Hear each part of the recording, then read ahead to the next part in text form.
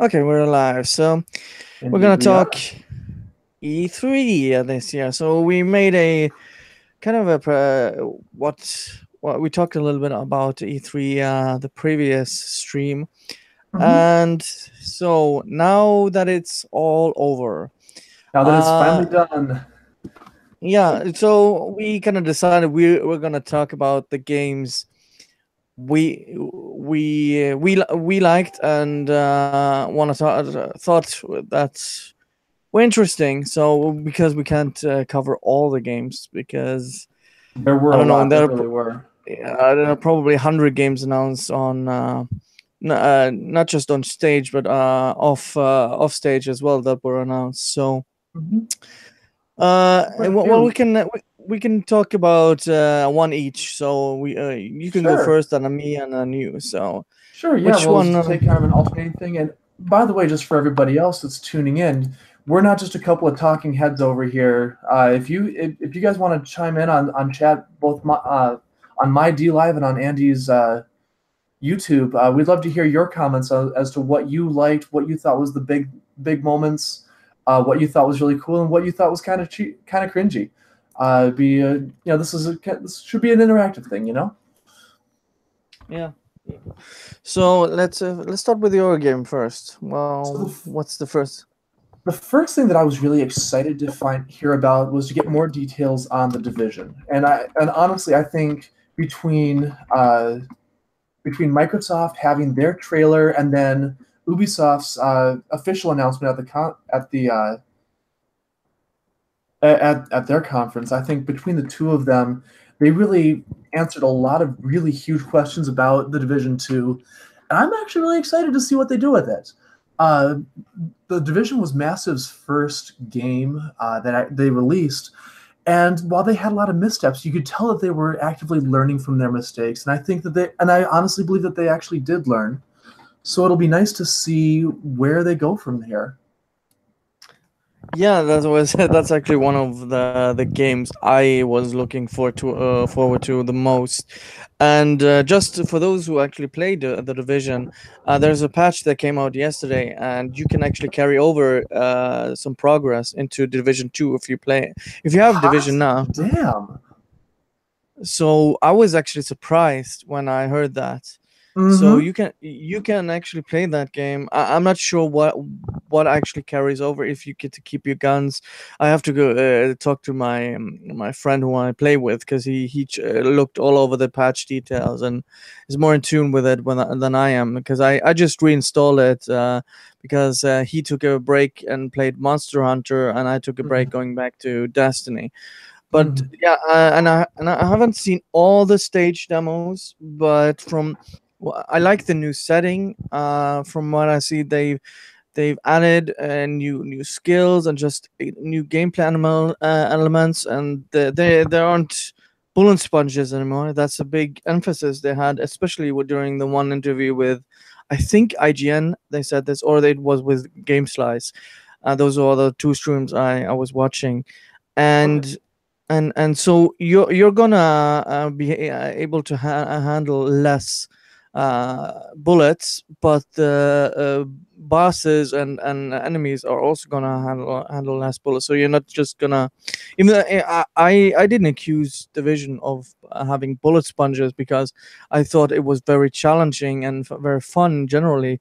But I can understand that they want to tweak the gameplay a little bit, and Once they because started this getting is into the hard and the challenging missions in the first division and doing like some of the division or some of the incursions, like the Falcon Lost incursion, you started I seeing haven't. some serious, level 31, level 32 enemies that would you'd put six headshots with a sniper rifle and do about 80% damage with six headshots. I mean, it was kind of Yeah, ridiculous. that I haven't played all of the Division, but that's, I think, the part of the bullet sponginess they wanted to address, and they're also gonna have three DLCs for free. Yeah, that was the huge one. I was really surprised about that.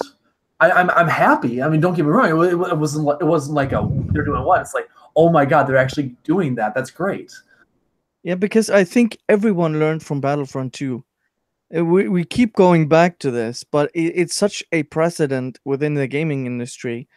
And I think just everyone looked at this. We want to stay as far as possible away from that when And you we know what's release our interesting game. about the first division is they actually did implement microtransactions towards the end of the game's life cycle. I don't know if you, I don't know when you last played, but they actually added loot boxes for strictly cosmetic items, Yeah, I spray know. Yeah, I paints know. for your weapons, addition, alternate outfits, costume sets, stuff like that. And for the most part, you know, the people that wanted them, they bought them, but not everybody did, obviously.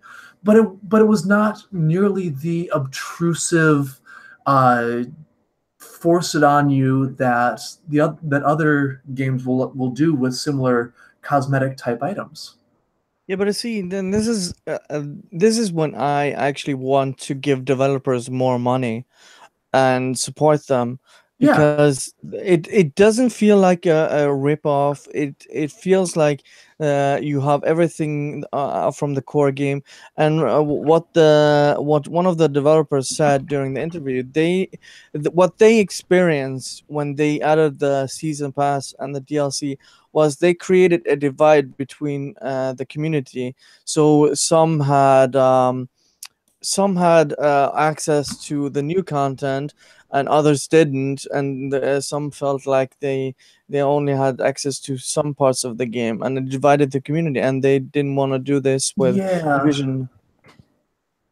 That was a real issue, especially with some of the DLC content. Like the underground content was actually really really good, but if you didn't have the season pass, you're shelling out what, $10 for it. I mean, it was.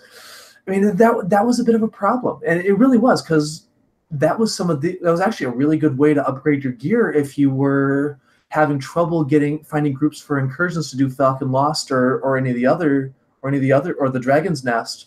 You could go do underground at your at your level and get some decent gear out of it. I mean, that's actually how I managed to level up my own. That actually was actually how I managed to level up my own weaponry in the first division. I actually had to go through the underground to do it. Mm.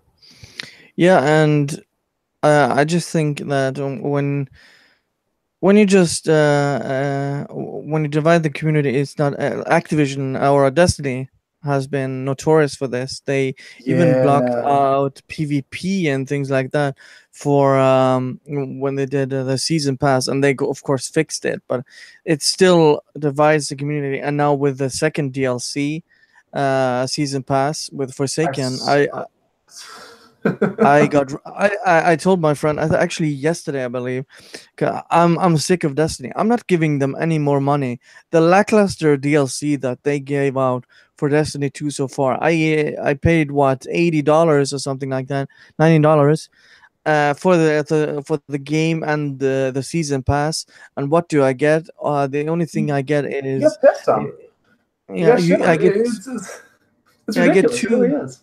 Yeah, I get two strikes, one or two bosses for the raid, and some PvP maps. I think there were four or five. And so the biggest update was for the PvP. But when there's so little content, and they have fucked it up so many times, that's when I go back to games like Division and want to give those the benefit of the doubt and give them money instead of the crap that Bungie is doing right now. Well, if you get the chance, go check out the division now, because with the 1.8, 1.9, or whatever version they got up to most recently, but prior to E3, they actually added a horde mode for free for everybody that plays. Yeah, no, I installed it. I deleted Destiny off my hard drive on the PS4 and reinstalled Division. So Nice. Yeah, I mean it's the Division One now is where it should have been at launch. yeah, yeah, that's true. But I think it was a learning experience, and they have been very transparent, and they've been adding content, and they've been very humble Very, about very that. much so. So I and the game is also fun. It doesn't feel like they're screwing with you. Even with Yeah, DLC content, that you have gotten a chunky update. You've got been able to get gear and not feel like you're being kept back by some wall where you have to pay. and that was a very serious issue back in the earlier days of the division. I played from launch up until about patch up until the underground patch, and I Mm, played a bit of the underground, and then just kind of dropped off after that. But yeah, like 1.1, 1.2, it was very, very difficult to get decent drops. It was yeah. very difficult to get gear that would let you level up your world tier to go to the next tier. That grind was infamous for just how ridiculous it was, and good on them for fixing it. Yeah. And I mean that. I mean Um, they needed to, and they did it, and they did it. They pulled it off in spades. Yeah, that kind of goes into why the game I thought stuck out with Division was Anthem. Yeah, I really liked what I saw with Anthem. So the gameplay from what I saw, it looks like a really good game, and they have it single looks player as great. well. So you have single player as well. You can play it completely in single player. It has a story, and I mean, I have to wait for more details because I don't want to pre-order it. I don't want to pre-order games at all anymore. But After everything the division, after everything that EA has pulled in the past year, that whole no Russian Photoshop, and remember, no pre-orders. It's yeah, it's yes, gotten even it's become even more relevant, unfortunately. yeah, that's why I'm cautiously optimistic about what actually what the anthem is, and I mean, I'm just more I, nervous. yeah. Oh, I just added you as a moderator in the chat, so Oh, just cool. in Thank you. case. So yeah, what I saw from Anthem, I'm cautiously optimistic. I want to see more from it. And so far, I'm happy with what I've seen. Just like the Division Two, but Division Two has a track record where I can compare with Bioware. It's a little bit different. The last game they released was Andromeda, Mass Effect Andromeda, and Yeah, so I'm cautious regarding Bioware, and yeah, so just generally it looks good, and I have positive thoughts about Anthem. So what's the next game you want to talk about? well, speaking of EA companies, Command and Conquer Rivals, what the fuck Oh is EA my doing? god. Oh my god. I'm sorry. They are pissing on Westwood's corpse now. I mean, they're just Not open up that th- fly and take a big yellow leak all over that corpse. that's actually being very nice. They're raping their corpse, I would It's say. yeah, it is.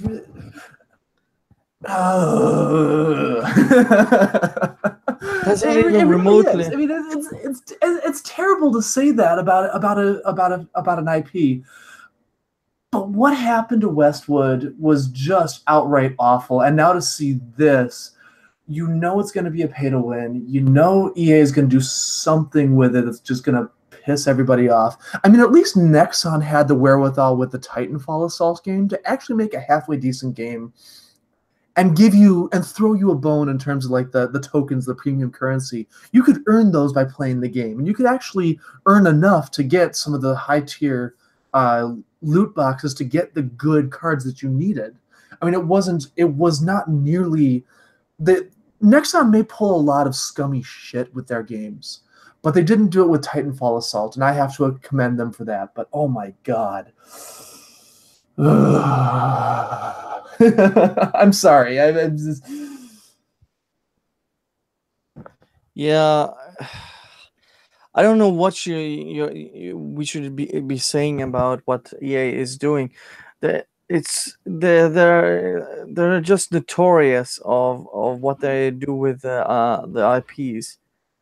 Yeah, I mean, there's nothing nice to say about. I mean, there are Angry Joe. I think had a 20-minute video on him raging about this, but Can Yeah, you blame them? no, there is nothing positive to say. Uh, I mean, just generally about EA's conference, it was really freaking boring, except for those two indie announcements and Anthem. For my part, Yeah. everything else was just really boring. And then announcing that Jedi game, or Yeah. sorry, just out of the blue, like at least show it like a logo or something, not just go into the crowd. Hey, we're working on a Star Wars game. Yeah. Okay, very Yeah, that was anticlimactic. well, and that conversation felt so forced too, you know? Yeah. You could have had a logo, just maybe they did this a few years ago, which I actually liked. They showed the concept art for the games they were working on, Yeah. and that's fine. You just have maybe developer diary, and then afterwards have Sam West come on, or what his name is, Yeah. um, come on stage and just say, "Hey, we're working on a game. It's gonna be set in this period. So we don't have anything to show for you right now, but look forward to it in the next couple Look of forward to years." more details. Yeah. Yeah, and Kind of reminds me of we'll that one letter that CD Projekt Red put in the Cyberpunk 2077 trailer. yeah. Did you hear about that? What specifically? So there was a letter from CD Projekt Red hidden in the in that trailer for Cyberpunk 2077 that they showed during the Xbox conference, Oh, talking specifically about Cyberpunk and basically playing a little bit of a augmented reality game sort of thing because it was glitchy and like kind of piecemeal, but of course leave it to Reddit to put it together. Hang on, yeah. let me pull up the link for that, and I'll share that in the chat here. Let's see, it was Reddit Cyberpunk 2077 letter. Open letter to the developers of Cyberpunk 20. Oh, that's the wrong one here. Where's the Reddit? It was trending for the longest time. Da, da, da. Where was it? Da, da, da, da, da, da, da, da, da, da.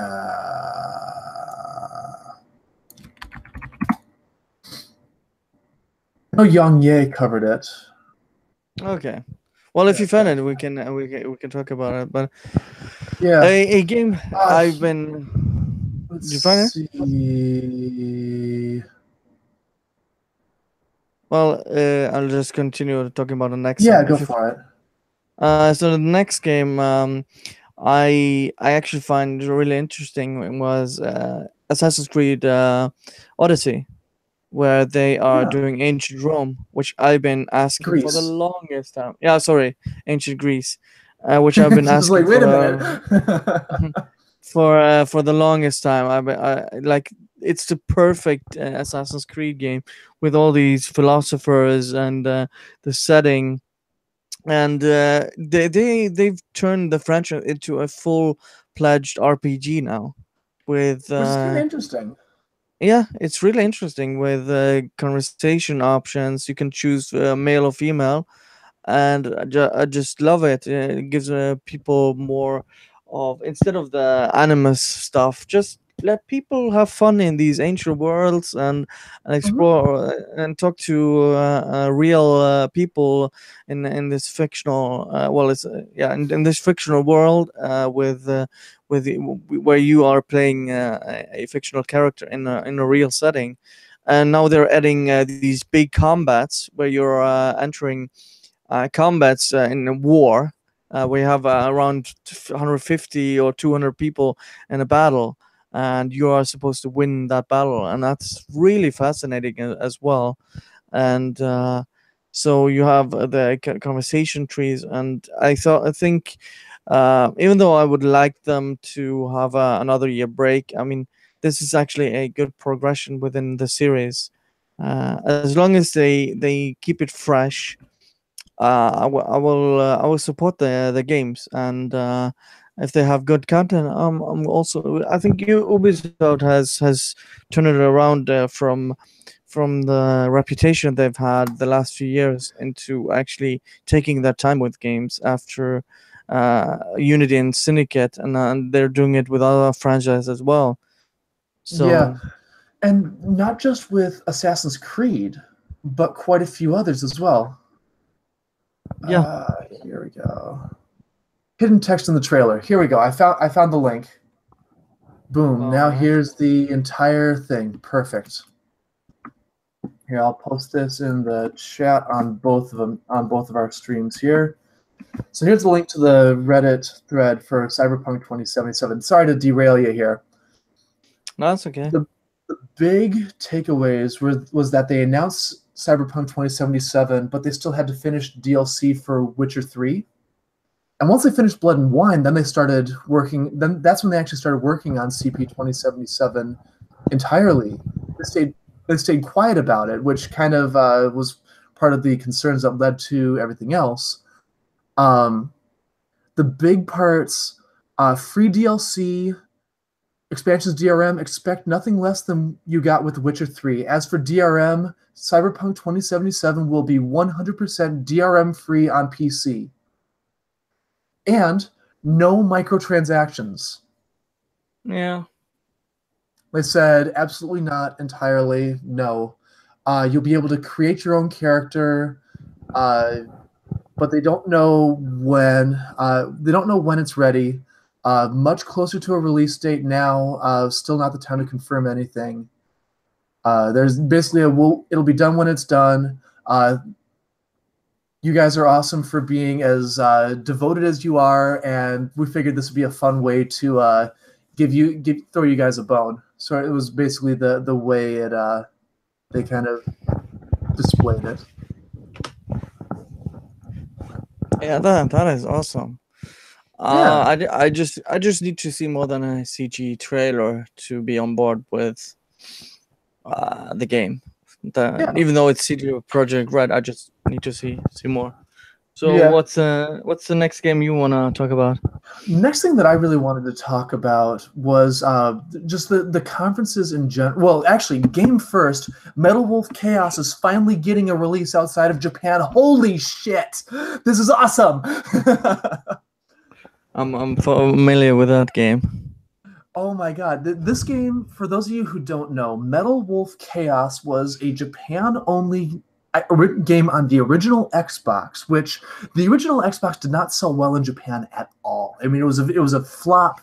It was a flop in Japan, kind of like the Saturn was here in the States. It did not sell well at all, and as a result, games are very, very expensive.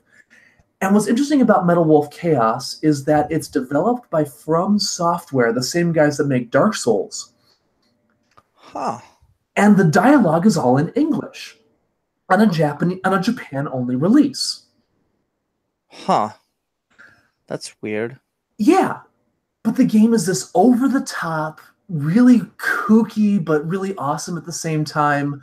The president of the United States finds himself dealing with a coup that was set up by the vice president and the army, and so he jumps into a giant robot to take back his country.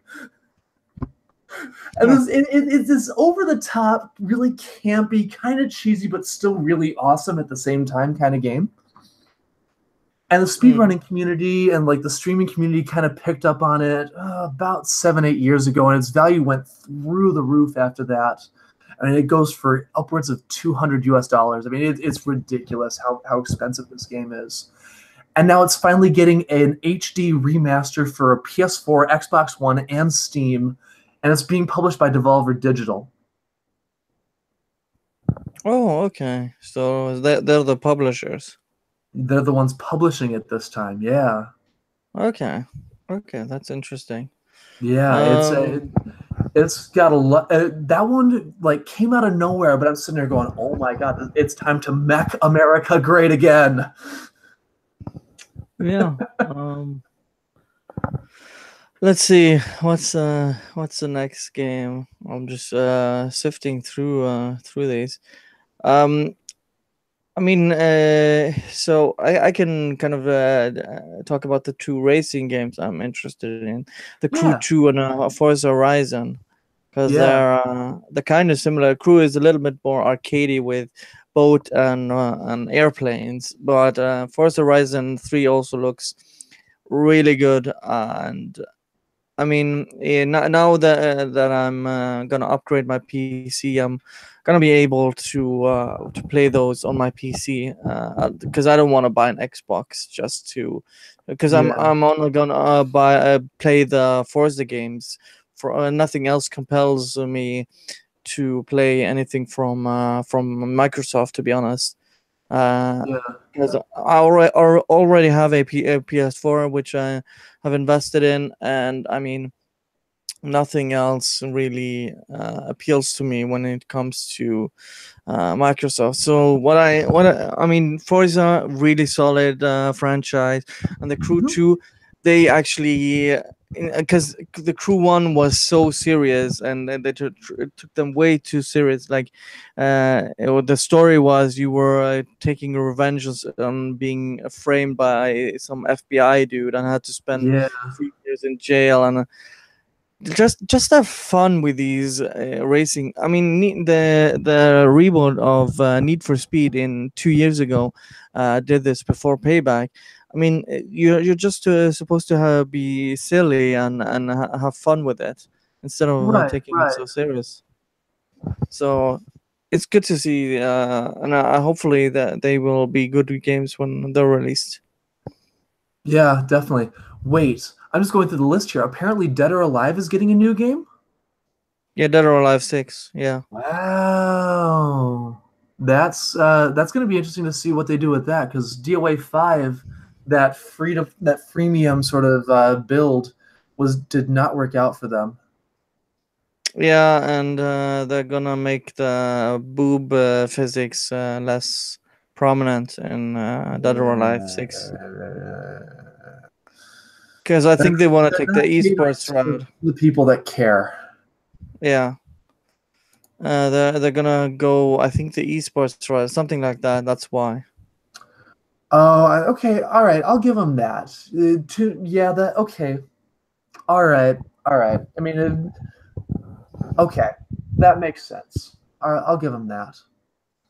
I You know, think I think going that's back what. to the That's the Forza reason. Horizon thing, one of the things that really caught me by surprise was Microsoft's announcement that Forza Horizon 4 will be playable on Xbox Game Pass the day it Yeah, launches. yeah. That's probably the biggest takeaway from Microsoft is they're adding also third-party games with the Yeah. Division and other Mhm. games. But So that was an interesting. It's an interesting gambit to see both Crackdown 3 and Forza Horizon 4 will be available on Xbox Game Pass day one. That's I mean, on the one hand, it's like wow, wow, they really care about their customers. But two, it could also be seen as a last ditch effort. I mean, the Xbox has been struggling. I mean, and this I is coming think from somebody that is a fan of the Xbox One. I think it's to prepare for the next generation. I think that's why. Yeah, you're probably right. Because Building they out that because install they base, sure. because they acknowledge that they are ramping up to get ready for the next generation of consoles on stage, which is has a because usually they don't recognize or talk about developing for a next generation until it's actually here. But they actually did it, and saw that by them buying 4 new studios. Five. Yeah, no Well, one buying one four and there. building a fifth. But yeah, Yes, exactly. we're just hey forever average. Thank you for the upvote. I appreciate it. And yes, Diablo 3 hardcore or riot, absolutely. Season 14 just went live Okay. yesterday, so I was giving him some guff in his stream. Thanks for tuning in, buddy. I really appreciate it. Yeah, so so from the Microsoft press conference, that's what took away from it, that they're gonna because the big complaints have been for Xbox One, no first party. Where have the first party games been? and also giving they've been giving their player base really a lot of worth for the money, uh, with Yeah. um, with backwards compatibility, and now the Game Pass, which is a competitor to EA. What's it called? EA Origins Plus or whatever Yeah, it's the called. Origin Access, yeah.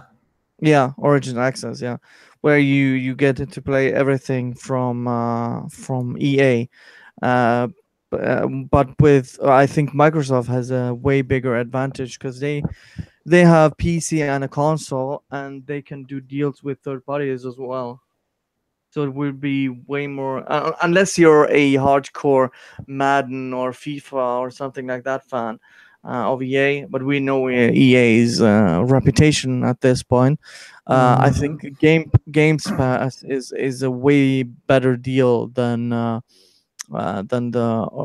EA's basically their version of the Game Pass. Thank you, Forever Average. I appreciate the follow. Yeah, definitely come check out the rest of these. I also stream Tuesday and Thursday nights, so have fun and definitely come on back and check out the rest of it after you get back from your movie. Go enjoy Jurassic World 2. I've been wanting to check that one out. So let us know how it goes. Yeah. Um. Uh, was it my turn or your turn to pick I think again? it was still yours. Yeah. Okay.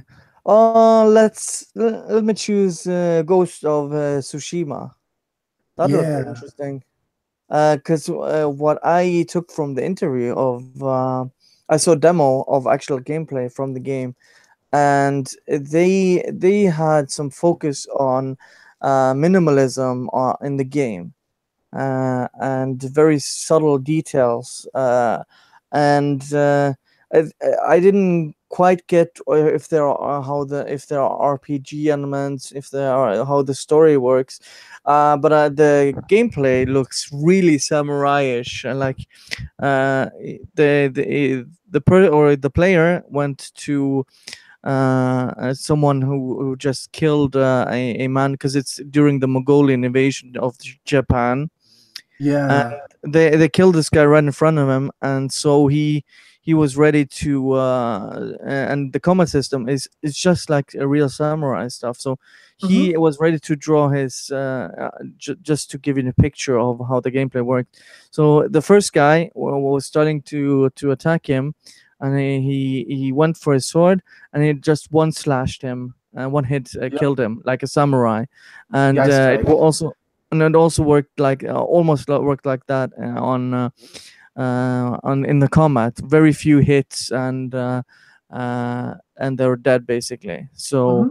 it's a really interesting take on We're seeing samurais. and we're seeing a trend going back to feudal Japan in games now. We got the Neo 2, we've got Ghost of Tsushima, and we also have Sekiro Shadows Die Twice. Yeah. My friend, which I mentioned earlier, he's gonna buy all three of those. So I'm not surprised. The first Neo was amazing. yeah, I think he platinumed the game. So I played the beta when they had that open beta to try it out, and I bought the game. It's sitting downstairs. I need to play it. I really do. I got so many games I need to play and actually play. I yeah, should. I really should that, stream that that's one of these days. that's why I'm sticking to fewer games nowadays, and Hmm. try to complete them. Right now, I'm working on my platinum on Battlefront 2. I'm missing one trophy, so Okay. and that's a little bit of a grind. So yeah, yeah, like a game with Neo, yeah, or probably as well as with Ghost of Tsushima, probably a deep game with. It's probably early in development, and they're probably not done for some 1 or 2 years still. So, but it's really interesting to see what the final game is gonna look like. Yeah. That So Sekiro really caught my attention for the depiction of like the Oni that they had in there. Like that one giant dude that spit the acid on his sword. yeah, Yeah, like you have an amputated hand, and it works like a like a weapon that can turn into several different weapons. Yeah, it's an interesting take, going more like the mystical side of Japanese folklore, which I Well, like. It's not bad. it is from software, so I'm not surprised. Oh yeah, that's true. Yeah, that would From Software would make something like that. That is a good point. Yeah, and I mean, they also add the hook line where you can traverse, and which is new for them at least. Hmm. So I'll be interested in how, because it looked like you could also revive yourself after death or something like that. Yeah, there's like a revival mechanic sort of thing, which is interesting to see how that'll play out.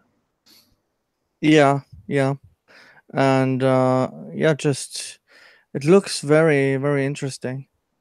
Do you want to move on to the next game?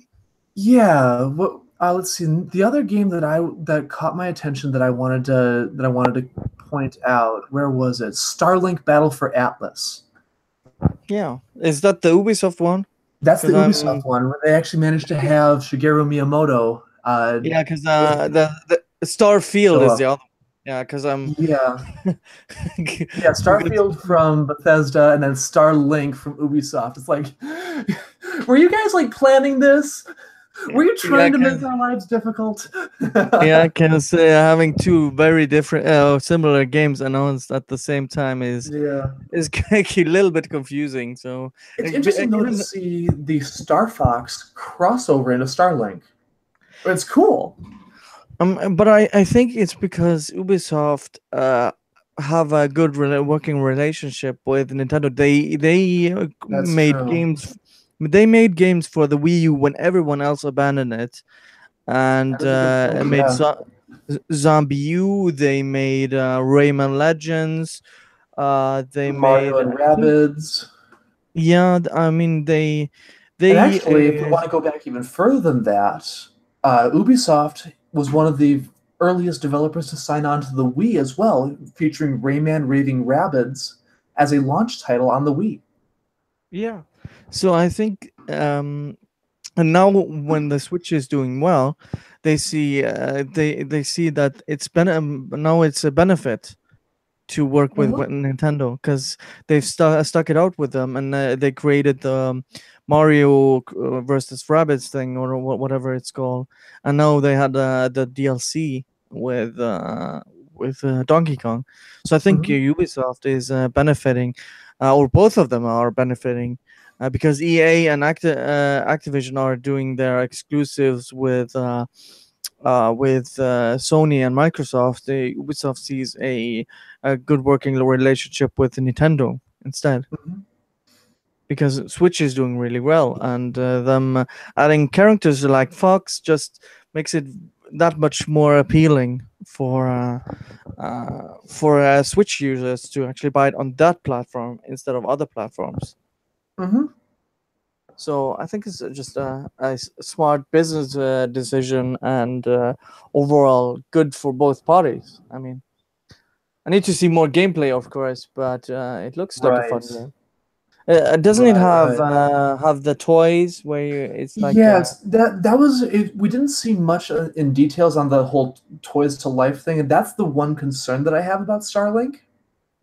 Because yeah, if you have to buy the different ships and the weapons, and you have to do all this other stuff, that could put a damper on that. I got burned by Disney Infinity, and I'm like, yeah, no, yeah, I have no exactly. interest in going back to that. Yeah.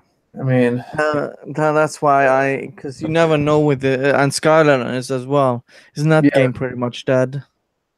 it basically is. You know, if anything, now is the time to pick up the Skylanders because people are just trying to offload them like crazy.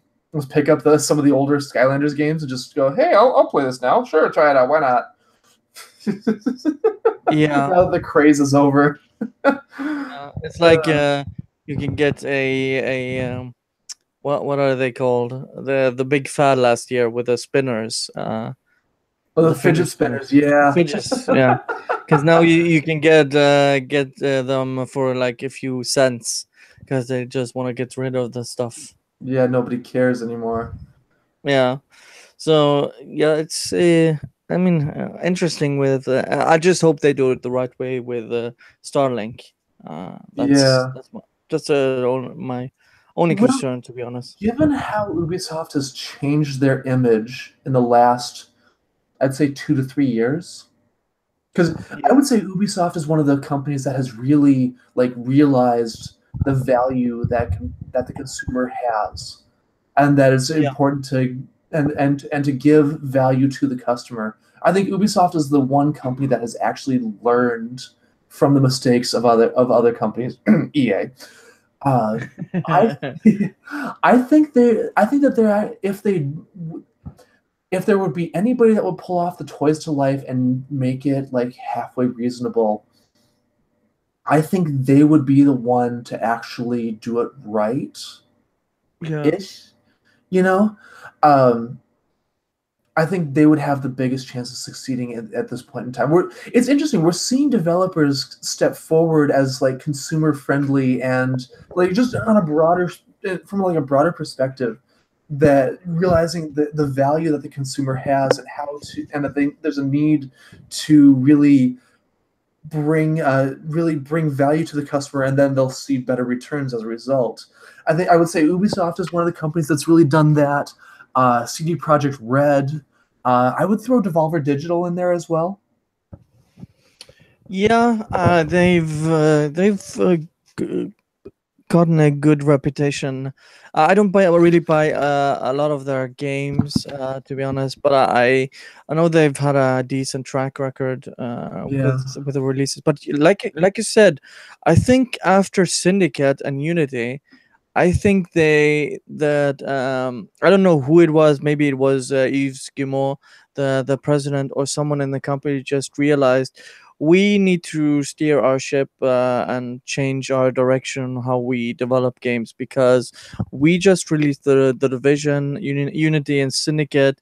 We have released or gonna release For Honor and Ghost Recon Wildlands, and yeah, all of them didn't really do well in the beginning. The Division sold well, but people dropped off like flies, yeah. and then something switched. They made everything good with the Division Hmm. after around uh, maybe 18 months. They have continued to support Ghost Recon Wildlands. For Honor has gotten a serious overhaul. They've fixed the servers and just the gameplay. Rainbow Six. They Yeah, they have turned that completely 180, because Yeah. everyone was after a month it was almost completely dead, and that now it's one of the most streamed and loved games at the moment. So that's just fantastic of them, because they would have been hated if they just abandoned the game Mhm. and then released another game. And then you have Assassin's Creed Origins, which is universally loved. There aren't really many people that are saying negative things about the game, because I they really they do need to go and actually play Origins. I'll probably wait for it to show up on Xbox Game Pass and play it that way if yeah, it's not because already on there. it's a really good and solid game. I just love it. It's the first game since Assassin's Creed 4 that I've actually liked and Okay. played through it thoroughly. Okay. I played Syndicate, but it felt more and Unity, but it felt more like a drag than actually having fun. Yeah. Because I like to do all the side quests and trophy hunting and things like that. So yeah, just generally, Ubisoft has done a really good job with its Really from fixing their image. fixing their image, fixing their games, just fixing the entire direction of their whole business. I think that has to be commended. And to their credit, they've seen a serious turnaround in public image, in overall revenue, and they're building out better communities. I mean, you look at the division, which did have a lot of issues. The developer said, "Okay, we're going to take care of these things. We're going to keep working at it." And you look at the community, it actually started becoming more collaborative. I mean, like what I mean. I've talked about this in the past. Marco Styles, Skill Up. These big names would help. Were actually helping the developers, and that back and forth actually worked to Ubisoft, to Massive's credit. Yeah, they've also I saw them announcing this before the Ubisoft stream.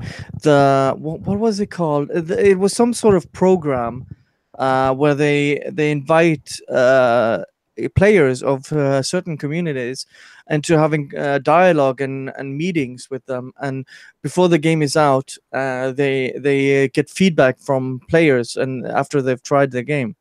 Well, and Massive actually did something similar with the first division back in I want to say 2016. They Yeah. actually had two basically summits, for lack of better words. One held at Massive headquarters in Sweden, and then another one in, I think it was Delaware, I want to say, at Red Storm's, wherever Red Storm Entertainment has their office. Mm. But it was invite only. You could apply to be invited, but they only took like 50 people for the Red Storm location and like 20 for the Massive location. It was a very exclusive group. But basically they sat, you were brought in and you were basically giving feedback and helping shape the direction of the game, and helping with what are the areas where it's working well, and what are the areas that need to be improved, and basically doing balance testing for, it was like it was like a weekend thing. I mean, it wasn't a super long deal, but it was that show of community support was really, really impressive and really went a long way. Yeah. And that's also sends a message. This isn't just virtuous to show, oh, we care, but it also sends a message to the community. We're listening, we're actually doing Mm-hmm. something about the feedback, and that makes people care more about the games, and actually want to stick with the games because they know that the developer and the publisher is listening. I know at the end of the day they're just a publisher and want to earn money, but it actually feels like they actually give a crap about the games they're releasing, unlike Activision and EA, which just pump out games and litter them with microtransactions and crap like that, where we're just numbers for them instead of an actual community and And what's players. interesting is this goodwill has an ancillary effect of actually bringing in better returns on investment as well. Yes, exactly. So They were, it's fascinating to see that. It really is. yeah, and when you care about the fans, you don't spit on the phrases. Just a small tangent. I mean, you have Star Wars right now, which is a Yeah. brilliant example. When you don't listen to the and you saw the backlash with Star Wars with Battlefront 2 with EA. Hmm. So you see the big backlash where they are losing, they're bleeding money because they're not listening to what people are telling them, uh, because gamers are usually very reasonable. Usually, there are of course Usually, exceptions. of course. Uh, there are always bad apples in any community, but usually gamers I love to give feedback and want to play games that they love and want them to be improved. That's Gaming, all people gaming like. has this really interesting phenomenon when it comes to entertainment media, where the community is as involved in the development of a new product as the developers are. And we don't see that as much with like movies or with books or with music. But when it comes to games, it really feels like the community is invested more so than other entertainment media. And so they want the best for their games. They want the best these things they love. And at the same time, they're really looking for a what's the right word? When they see something going wrong, they're very, very vocal about it, for better or worse. Some people are very good at giving constructive feedback, others not so much. I mean, you look at like the reactions regarding some of the balance issues in the divisions. Some people are like, "Hey, here's this issue, here's this issue, here's this issue. These are the things that I see as problems that need to be addressed." And there's other people going, "This game sucks. How dare you?" Or Exactly. like the You have to balance also changes for feel. Call of Duty. I mean, the community managers for Activision, I do not wish that position on anyone because the Call of Duty fans, I don't know what Oh is God. wrong with them, but a patch update comes out, the patch notes are released talking about the balance changes, and whatever community manager posts those patch notes, they get death threats. Yeah. They Exactly. get straight up death threats, and that is not. I don't care whether you're not your I don't care whether your butt hurt that your favorite rifle just got nerfed or that weapon that you don't like just got buffed. That's not their fault. That's Yeah. not their problem. That they're not the ones who made that decision and they do not deserve that. If you Exactly. have an issue, there are constructive ways to voice your opinion. Wishing death upon the poor soul on the Activision forums that has to make that announcement is not the way you do that. Yeah. Ugh. Exactly. And that's yeah, but that's why they also have to look at the feedback that they're getting and have to filter out what is actually serious, what is not serious, and what is actually uh, what are the changes that are suggested they can actually implement in the game that are realistic. So What's a reasonable suggestion? What's somebody talking out their ass? exactly. Yeah.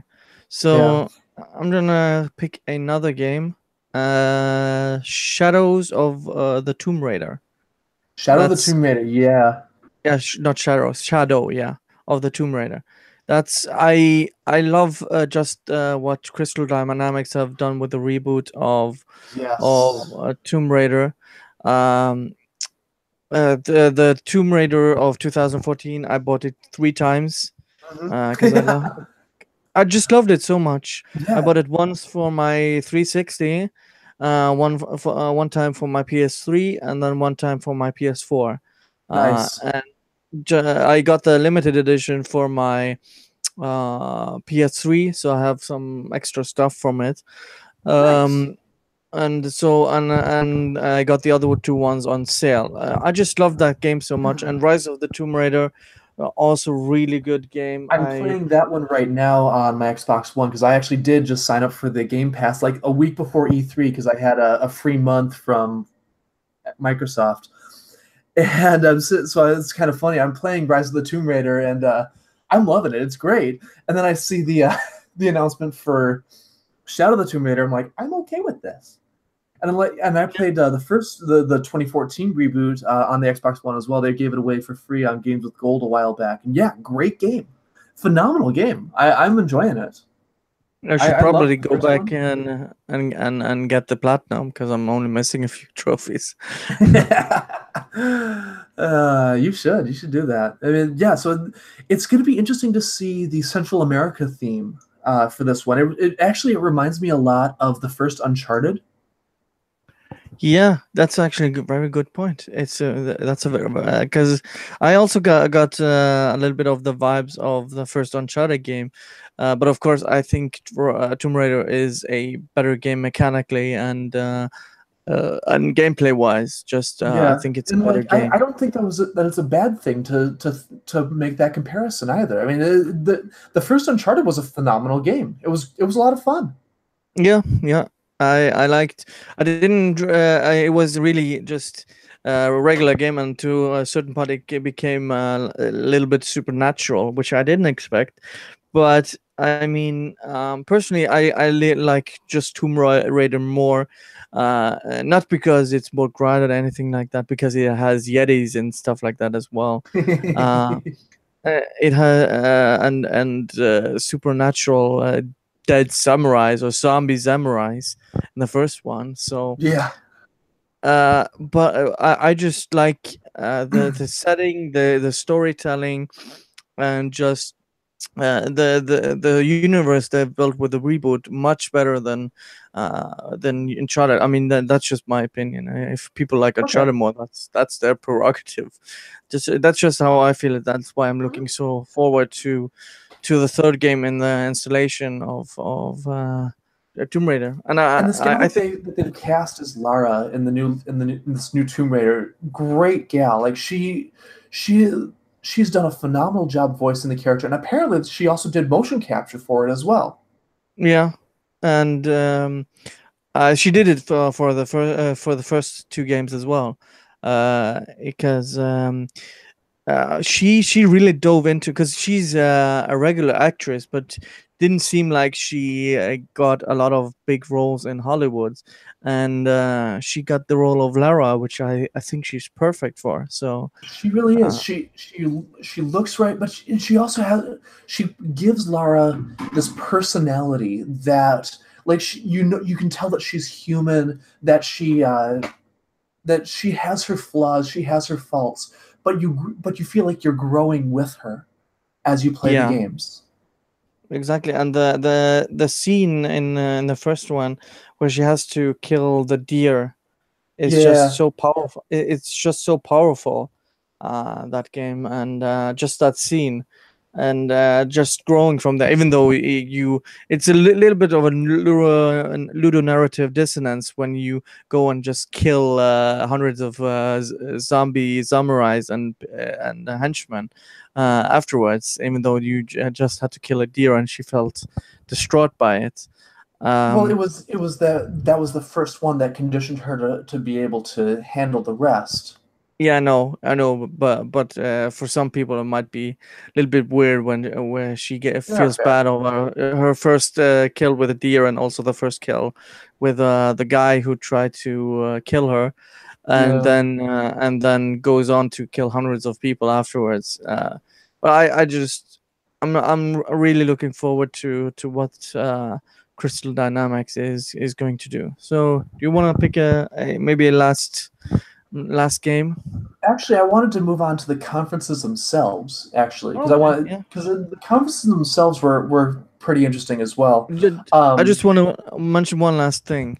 sure. Um, I don't know what the hell Fallout 76 is, but I've heard a little bit bad things about it. There's no gonna be microtransactions, no NPCs or non-player people in that game. That's a little bit worrying for those who are fans of the game. Uh, I doubt there's going to be no NPCs. they I said it themselves. strongly doubt that. They said that at the conference? I don't recall them saying that. No. At the conference, there was an interview afterwards where Oh, Todd, what's his name? Todd. Todd Howard said that? Yeah, yeah, I think so. Or it was the other guy. I can't. The main guy who walked out first in at Bethesda, the main Oh yeah, president. him. Uh, Really? yeah. So That's a surprising direction. I Interesting. yeah, and it's gonna be an online only game, so it's gonna have DRM. Yeah, through that, yeah. You won't be able to play it So offline. I just hope they know what they're doing. But let's go on to the conferences. So we first have EA. What what do you think about that? Andrew Wilson is a lying sack of shit. Yes, he is. Yes, he is. That was the big takeaway from the EA conference. I actually missed it, so I watched the recording, and I just found myself just skip. It Same, felt same, boring. It did not feel same. interesting to me. The two that I watched live were the Microsoft and the Bethesda conferences. And I caught part of the Nintendo Treehouse on Monday, but I was working at the time, so I had to, bounce back and forth. Um, as far as like the real winners this year, I felt like the conferences themselves were a little lackluster. Yeah, I felt the same. Sony made it a little bit too convoluted by Yeah, changing that flautist that tents. they had for the Shadows of Tsushima. Yeah, but Amazing guy. Apparently, he's one of like a handful of grandmasters of that instrument. yeah, We were talking and about and that you also online.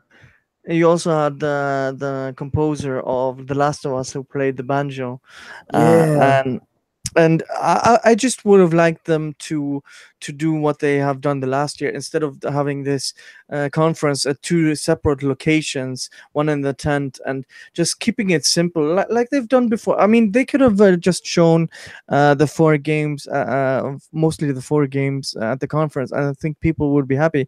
But it was just confusing how they did it. So just keep it Yeah. simple, Sony. That's Yeah. that's how I view it. But for me, the biggest winner, I mean, Sony for what they showed was really good, and Microsoft are the two biggest ones who came out of it good. I think, hmm just from I from my own bias and perspective.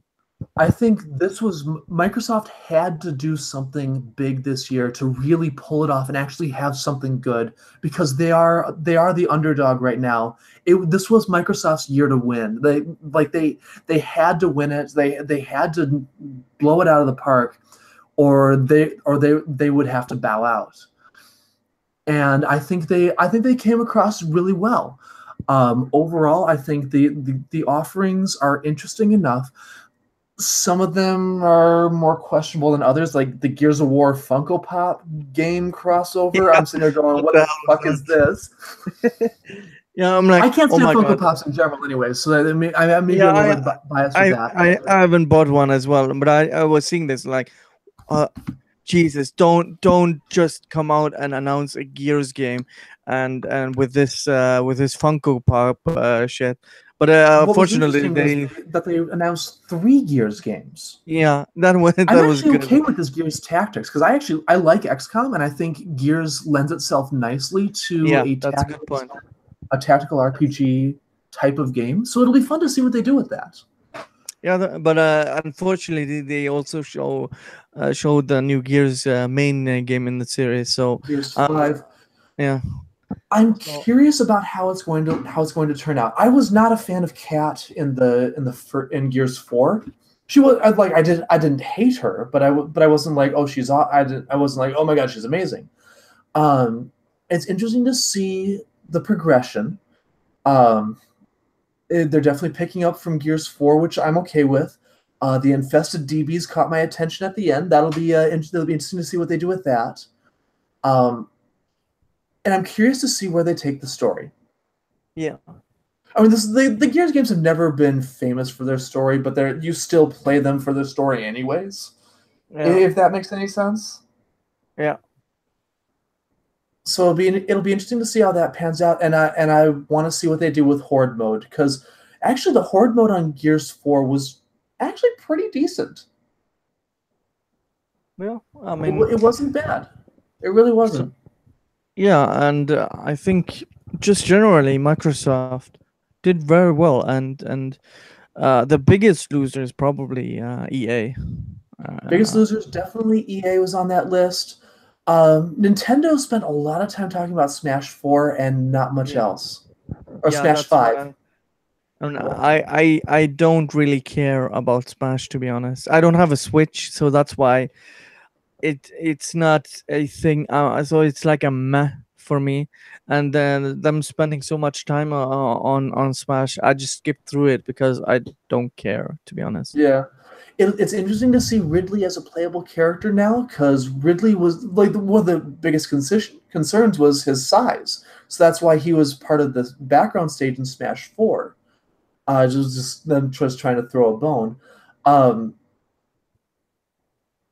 it was kind of cool to see the simulcast in both English and Japanese with the translators, right there. That was Yeah, kind of cool. And live broadcasting to Japan as well. That was pretty slick. The gameplay looked interesting enough. I mean, it wasn't bad.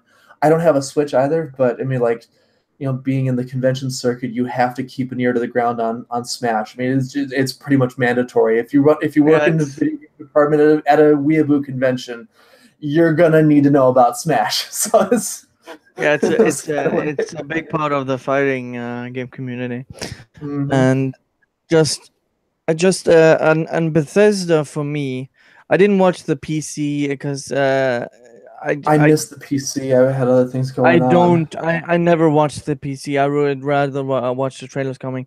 Haven't watched the Devolver conference, but Bethesda was also a little bit of meh because they announced four big games and didn't show any gameplay. Yeah, They showed off Doom Eternal.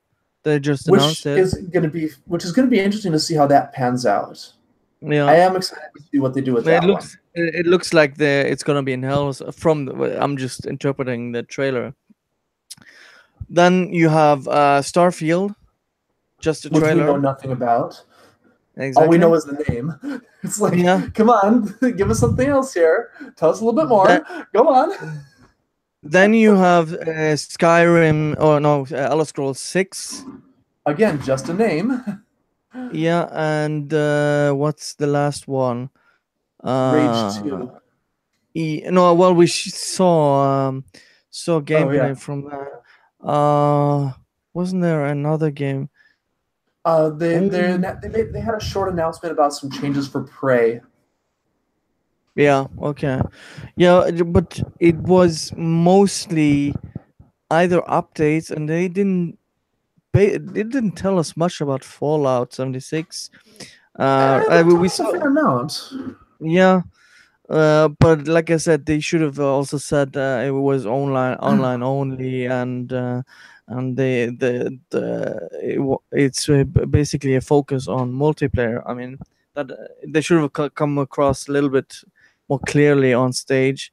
Yeah, Then, I think the big thing takeaway though was the people in the audience did not care about anything except for Fallout. That was the yeah, big takeaway for me. Just uh, Andrew WK goes out and starts singing the theme song for Rage 2, and they cut to this one guy who looks kind of nervously at the camera, like, I should I be cheering? What am I supposed to do here? Just the audience wanted none of this, and I'm sitting there watching this. And I'm like, oh my god, this is awful. What do you, Bethesda? Explain, Bethesda, why you do this? Why you do this? Explain, Bethesda, explain. yeah. So I mean, overall, there weren't any like major release or new announcement except for maybe Devil May Cry 5, Yeah, if I'm thinking about it, because Division 2 was already rumored, and I mean Assassin's Creed and Anthem. I mean, all of the big games I already knew about, yeah. so I there think weren't.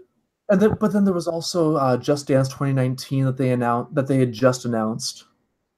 That was Oh another new my god! announcement. Oh my god! I'm looking forward to that one. I'm just kidding. I actually am. I 'cause Yeah, yeah, on the but for me, Xbox One with the Kinect, the Just Dance games were actually a lot of fun.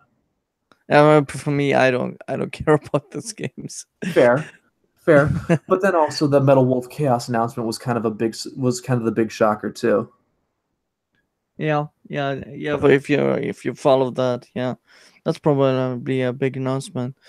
But it felt more like a filler year than Yeah, it did. a big year of announcement compared to the last 2 years at least. At least we got a release date for Kingdom Hearts 3. Yeah, that's Took him long enough. I mean, yeah, shit, they announced that what, 2006? yeah. And I really hope that Square Enix knows what they're doing with Final Fantasy 7 remake, and also no mention of Shenmue 3. Yeah. Didn't they talk about So that last year at E3?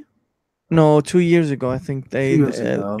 two or 3 years ago they made the Kickstarter on live on E3, and Oh, but they that's what it haven't shown was. off anything. They exceeded their goal. I think they got 2 million or 3 million funded, and they got the publishing from Sony as well. So Yeah, what's going on? Yeah, that's so I'm a little bit worried about that game I'll be honest, I'm uh, surprised Sega didn't grab the publishing. because they don't care about Shenmue. That's why. Which amazes me because they actually included Shenmue in the Sonic and All Stars Racing. Huh? Really? Yeah, Sonic and All Stars Racing Transformed. Yeah, Shenmue. They had a Shenmue nod in there. Huh? That's interesting. That's Yeah, that's a game I hopefully is gonna be well because I like the last one on PS3. yeah. Well, kart racing games in general are pretty fun. Yeah, that's true. So, overall, any last thoughts before we close down? Because I pretty much think we've covered I think we've everything. we've run this one into the ground by this point. Yeah. Um, Not really a whole lot else that really comes to mind per se. Um, we're it's This year is probably going to be the slowest year out of all of them, really. Yeah, But overall, I think this year, I think we've got enough to really keep us interested this year, but not enough to have us go, oh my god, this was an amazing E3. yeah. And The realistically announcement, speaking, yeah, the announcement were like, "Huh, cool," not like, "Oh my god." There right, weren't like any announcements like that. right. So yeah, I mean, just generally it was a decent year, but not a great year. That's Right. how I would label it. So Right. yeah, I'd agree with you on that one. okay. Yeah, I think we pretty much covered it. I've, Mhm. as always, put your links in the description if they wanna check Awesome. you out. Otherwise, thank you guys for watching and see you guys next time. Yep. Bye. Have a good one, guys.